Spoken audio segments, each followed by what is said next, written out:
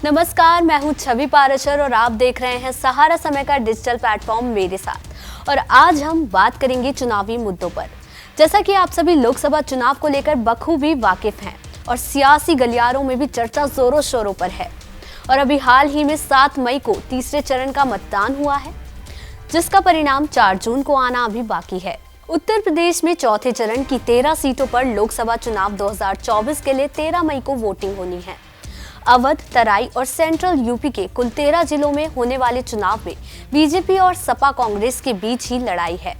हालांकि बहुजन समाज पार्टी ने अपने कैंडिडेट इस प्रकार चुने हैं, जिसके चलते उसने कई सीटों पर लड़ाई को त्रिकोणीय बना दिया है।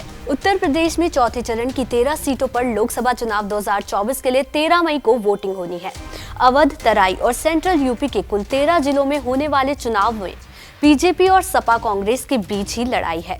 हालांकि बहुजन समाज पार्टी ने अपने कैंडिडेट इस प्रकार चुने हैं, जिसके चलते उसने कई सीटों पर लड़ाई को त्रिकोणीय बना दिया है। सबसे खास बात यह है कि 2019 के लोकसभा चुनावों में इन सभी सीटों पर भाजपा ने जीत का परचम लहराया था, इसलिए बीजेपी के लिए साख का सवाल है। यहाँ का चुनाव क्योंकि कन्नौज में ही चुनाव इसी चरण में होने वाला है, इसलिए समाजवादी पार्टी के मुखिया और यूपी के पूर्व मुख्यमंत्री अखिलेश यादव के लिए भी साख का सवाल है। खीरी और उन्नाव में भी जबरदस्त संघर्ष है, क्योंकि खीरी में अजय मिश्र टेनी और उन्नाव में साक्षी महाराज की किस्मत का फैसला होना है। आपको बता दें कि समीकरणों में भी इस बार भारी है बीजेपी। जी हाँ, बीजेपी ने जिस तरह इन 13 सीटों पर अपने उम्मीदवार तय किए हैं, उससे तो यही लगता है कि पार्टी इन सभी सीटों को दोबारा जीतने के लिए तैयार बैठी है। पार्टी ने अधिकांश सीटों पर अपने सांसदों को फिर से टिकट दिया है। मतलब सीधा है कि उन्हें भरोसा है कि उनके सांसदों से जनता नाराज नहीं है। बीजेपी ने केवल कानपुर और बहराइच में अपने प्रत्याशी बदले हैं। इसके पीछे दरअसल एक कारण और है।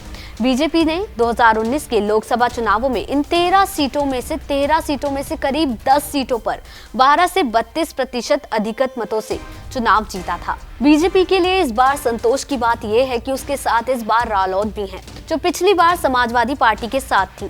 सपा और बसपा के भी अलग अलग चुनाव लड़ने का फायदा बीजेपी को मिलने वाला है। पिछली बार कन्नौज, मिश्रिक और इटावा में भी सपा बसपा बीजेपी को टक्कर दे सकी थी। उसमें भी कांटे की टक्कर तो केवल कन्नौज में हुई थी। अब अखिलेश यादव की बात करें तो जिस तरह उन्होंने अपनी उम्मीदवारी पर सस्पेंस बनाए रखा और अंतिम दिन कन्नौज से पर्चा दाखिला किया, ऐसे में अब सवाल आता है कि आखिर उन्होंने आखिरी समय पर क्यों अपना नामांकन करवाया। क्या उन्हें हारने का डर था? जी हाँ, आखिरी समय पर अखिलेश यादव का इस तरह नामांकन करवाना दर्शाता है उनके मन में छिपे डर को। दरअसल कन्नौज में समाजवादी पार्टी ने अपना उम्मीदवार अखिलेश यादव के भतीजे पूर्व सांसद तेज प्रताप यादव को घोषित किया था, पर पर्चा दाखिले के अंतिम दिन जिस तरह अचानक अखिलेश ने अपना नामांकन दाखिल किया, उसका अर्थ राजनीतिक गलियारों में यही निकाला जा रहा है कि वो अपनी जीत सुनिश्चित करना चाहते हैं। और इसमें कोई दो राय नहीं होनी चाहिए कि अगर बीजेपी को एक दिन का भी मौका मिल गया होता अपनी पार्टी के प्रत्याशी और कन्नौज सीट से निर्वर्तमान सांसद सुब्रत पाठक को रिप्लेस कर कोई बड़ा नाम कन्नौज में लाया गया होता। आपको बता दें कि यही कारण है नामांकन दाखिल करने की डेडलाइन के 48 घंटे पहले समाजवादी पार्टी ने तेज प्रताप यादव को अपना प्रत्याशी बना दिया। तेज प्रताप यादव का नाम आने के बाद बीजेपी निश्चिंत हो गई थी।